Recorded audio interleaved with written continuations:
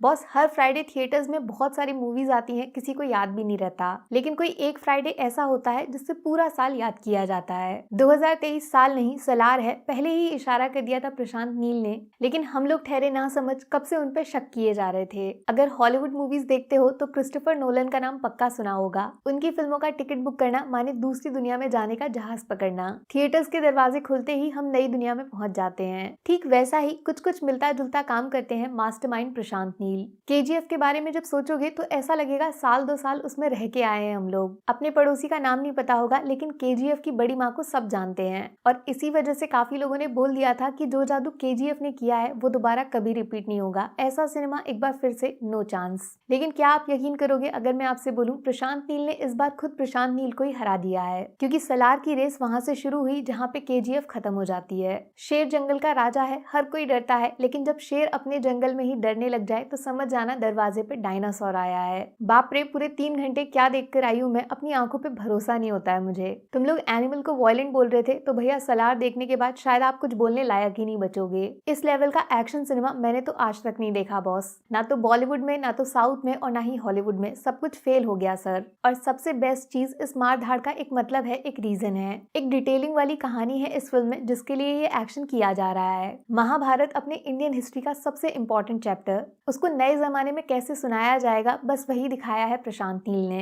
दुर्योधन को चाहिए थी राजा की कुर्सी, लेकिन सामने वाले दुश्मन की ताकत बहुत ज्यादा थी, उनके साथ खुद भगवान थे। अब ऐसे में लड़ाई होती तो दुर्योधन बुरी तरह हार जाता, टुकड़े टुकड़े करके मारा जाता। लेकिन जब वाकई युद्ध हुआ तो लड़ाई जितना सोचा था उससे बहुत ज्यादा लंबी चल गई, क्योंकि दुर्योधन के साथ कोई और भी था। बोलो कौन? महावीर कर्ण, जो दोस्ती में ऐसे बंधे थे कि अपने दोस्त को पूरी दुनिया जिताने का वादा कर दिया, और ताकत ऐसी कि भगवान कृष्ण भी ताली बजाते बजाते थक जाएं। लेकिन नील साहब ने इस कहानी में एक छोटा सा ट्विस्ट डाल के पूरे महाभारत की शक्ल को ही बदल दिया, क्योंकि इस लड़ाई में कर्ण दुर्योधन के पीछे नहीं बल्कि आमने सामने खड़े हो गए हैं। जान देनी नहीं है, एक दूसरे की जान लेनी पड़ेगी। ये महाभारत पेन से नहीं तलवार से लिखी जाएगी, एकदम लाल। अब जितना झटका आपको ये एक लाइन सुन के लगा है, उसको प्रशांत नील ने खतरनाक स्टोरी टेलिंग के साथ प्रेजेंट किया है, जिसमें बहुत सारे ट्विस्ट एंड टर्न्स छुपे हुए हैं। केजीएफ और केजीएफ 2 में काफी लोग शिकायत करते हैं कि मास मास मास के अलावा कहानी तो कुछ स्पेशल नहीं है। उनकी सारी शिकायत सलार के बाद दूर हो जाएंगी। बॉस, जिस प्रभास के साथ आपको इश्क हुआ था ना पूरे 8 साल पीछे बाहुबली के टाइम, वो लिटरली अब वापस आ गया है। कम बैक नहीं, ये तो नेक्स्ट इनिंग्स की शुरुआत है जो पता नहीं कितना लंबा चलेगी। क्या जबरदस्त ट्रांसफॉर्मेशन किया है प्रभास ने फ्रॉम आदि पुरुष टू सलार। ऐसा स्क्रीन प्रेजेंस जिसके सामने पूरा इंडियन सिनेमा बच्चे जैसा लगता है। सलार में एक सीक्वेंस है जिसमें काली माता का रेफरेंस दिया गया है, वहां तो प्रभास ने जो गॉडली अवतार लिया है, लिटरली थिएटर में हर किसी के रोंगटे खड़े हो गए थे और बैठने का नाम भी नहीं ले रहे थे। प्रभास इस फिल्म में टाइम बॉम्ब की तरह है, जब तक टाइमर चालू है सब कुछ नॉर्मल, लेकिन जैसे ही टाइमर खत्म इनका कैरेक्टर फटता है और सब कुछ फाड़ के रख देता है। लिटरली थिएटर नहीं, स्टेडियम में बैठ के फिल्म देखी है मैंने।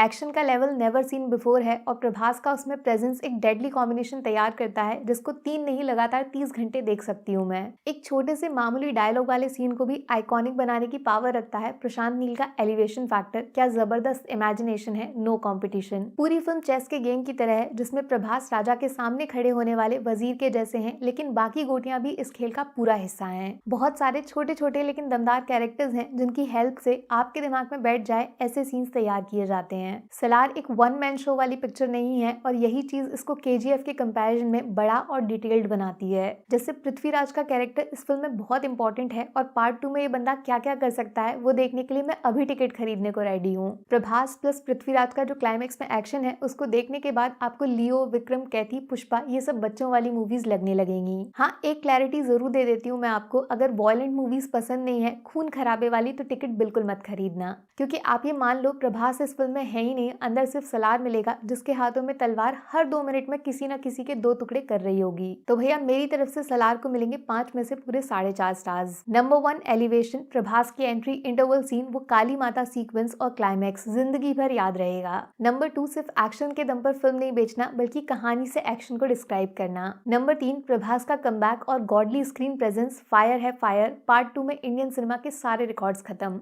Number 4 Prashanth Neel direction, goosebumps, violent cinema इसको बोलते हैं। और आधा स्टार कमाल का कास्ट सिलेक्शन, सारे एक्टर्स अपने रोल के साथ जस्टिस करते हैं। नेगेटिव्स में बस एक छोटी सी शिकायत ये कि केजीएफ जैसा थोड़ा इमोशनल वाला साइड कम फील हुआ मुझे। श्रुति हसन और मदर वाला एंगल डाला ही उस वजह से गया था जो मुझे उतना इम्प्रेस नहीं किया। शायद पार्ट 2 में इसका भी इलाज हो जाए। बॉस बॉस प्रभास फैन हो या फिर KGF 3 का इंतजार कर रहे हो या फिर एक्शन मास सिनेमा आपका फेवरेट है, चैलेंज करती हूँ सलार से बेस्ट कुछ और ढूंढ के ला दो, इम्पॉसिबल। बाकी वीडियो में कुछ पसंद आया हो या फिर कुछ शिकायत करनी हो तो मैं आपको इंस्टाग्राम पे भी मिल जाऊंगी, वरना थोड़ा सा इंतजार करिए। मिलूंगी आपसे अगले वीडियो में। Take care, bye bye.